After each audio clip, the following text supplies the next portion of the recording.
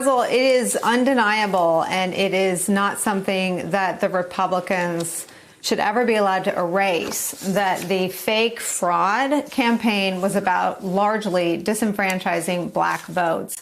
And I think about all the conversations we've had over the last 4 years about whether it's over the summer after George Floyd was killed, about Doc Rivers and other prominent African-American voices from sports, from entertainment, from politics saying there is a process. And I remember George Floyd's brother, days after he was killed, calling on people to vote. I mean, there is this faith, I will say, and you correct me if that's the wrong word, in the voting process. But when you see the Republican Party just brazenly come out of the closet and be just comfortable being for disenfranchising black voters, do you think that, how does that affect the effort to get out the vote in those communities and to have them trust and have faith in the vote?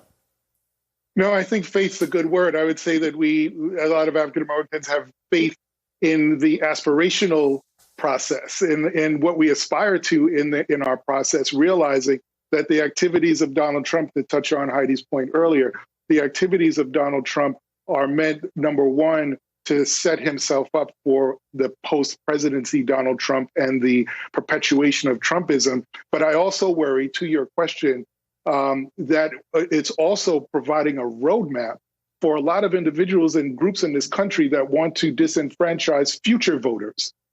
That's what's really concerning, because as you saw across the country, that sort of Make the Plan to Vote was carried out extraordinarily well, and it certainly impacted elections across this country. But because of the work that Mitch McConnell and Donald Trump did to reframe this judiciary, there are paths for anyone that wants to continue to disenfranchise votes to be able to do so. So we've got to sort of keep talking about this, because it doesn't end here. I think it continues into future elections. And, whether Trump decides to get involved in those elections personally, or he does through his organizations or his followers, they're not going to go away. And we should not be comfortable or complacent in thinking that they might.